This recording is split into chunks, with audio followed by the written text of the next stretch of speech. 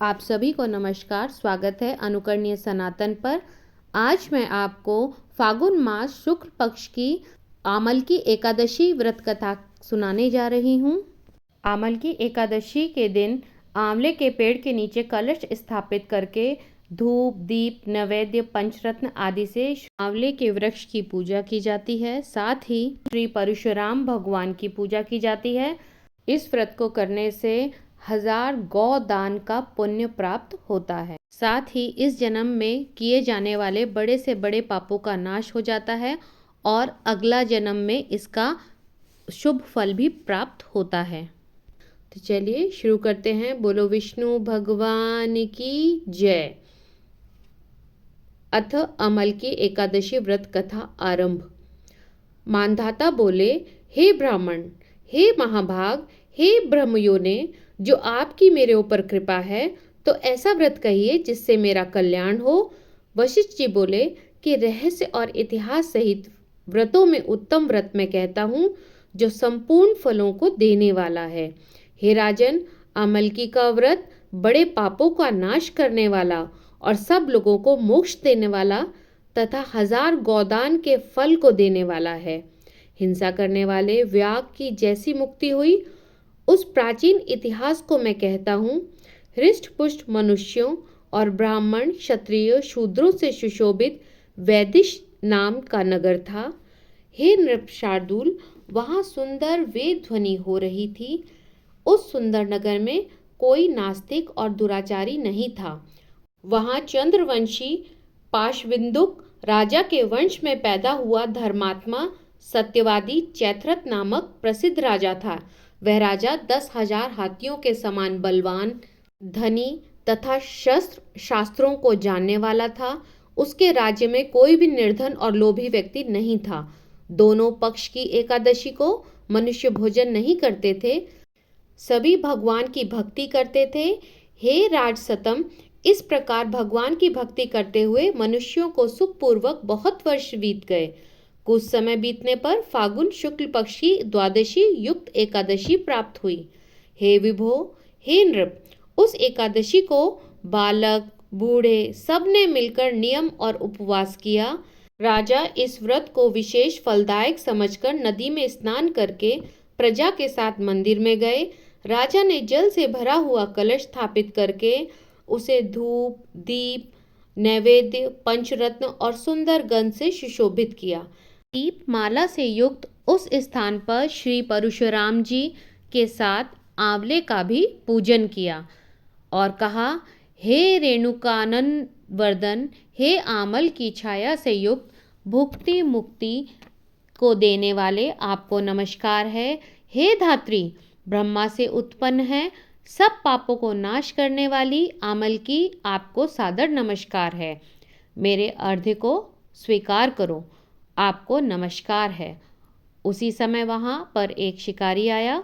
भूख और प्यास से युक्त, पाप के भार से पीड़ित, कुटुंब के लिए जीव हिंसा करने वाला, सब धर्मों से अलग, वह आमल की एकादशी का जागरण और दीपकों से सुशोभित उस स्थान को देखकर वहीं बैठ गया। यह क्या है, ऐसा मन में सोचकर आश्चर्य करने लगा। उसने वहाँ रखी हुई कलश के ऊपर श्री दामोदर भगवान के दर्शन किए, वहाँ आंवले का वृक्ष और दीपक जुड़े हुए देखे और पंडित के मुख से भगवान की कथा सुनी। शुद्धित होने पर भी एकादशी का महात्म्य सुनकर विस्मय युक्त होकर रात में जागरण किया। फिर प्रातःकाल सभी मनुष्य नगर को चले गए। उस शिकारी ने भी घर पर आकर प्रसन्नता से भोजन किया। फिर बहुत समय पश्चात सुखपूर्वक जीवन व्यतीत करते हुए उस शिकारी की मृत्यु हो गई। आमल की एकादशी व्रत की कथा तथा रात्रि जागरण के प्रभाव से उसने राजा विदुरथ के घर जन्म लिया और उसका नाम वसुरथ रखा गया। युवा होने पर वह चतुरंगी सेना के सहित तथा धन्य धान्य युक्त होकर 10,000 गांवों का पालन करने लगा। वह तेज में सूर्य के समान और कांति में चंद्रमा के समान, वीरता में भगवान विष्णु के समान और क्षमा में पृथ्वी के समान था। वह अत्यंत धार्मिक, सत्यवादी, कर्मवीर और विष्णु भक्त था। वह प्रजा का समान भाव से पालन किया करता था। दान देना तो उसका नित्य कर्म था। एक दिन राजा शिकार खेलने गया। देव योग से वह मार्ग भूल गया और दिशा का ज्ञान न होने पर उसी वन में एक वृक्ष के नीचे सो गया।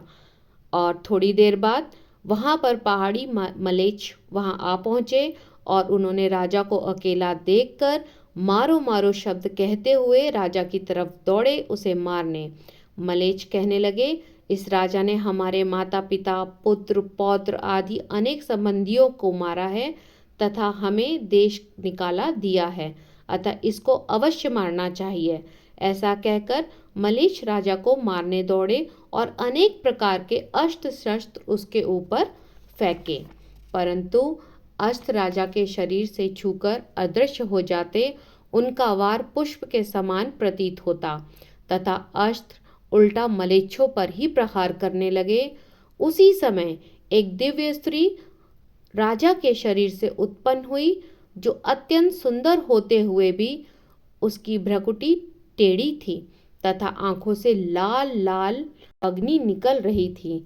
वह साक्षात काल के समान प्रतीत होती थी।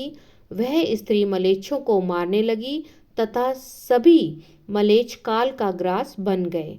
राजा जब सोकर उठा तो उसने मलेच्छों को मरा हुआ देखकर विचार किया कि इन शत्रुओं को किसने मारा है, इस वन में मेरा कौन हितैषी है। वह विचार कर ही रहा था कि आकाशवाणी हुई, हे राजन, इस संसार में विष्णु भगवान के अतिरिक्त कौन तेरी सहायता कर सकता है। इस आकाशवाणी को सुनकर राजा अपने राज्य को आ गया और सुखपूर्वक राज्य करने लगा। महर्षि वशिष्ठ बोले, हे राजन, यह आमल की एकादशी व्रत का प्रभाव था।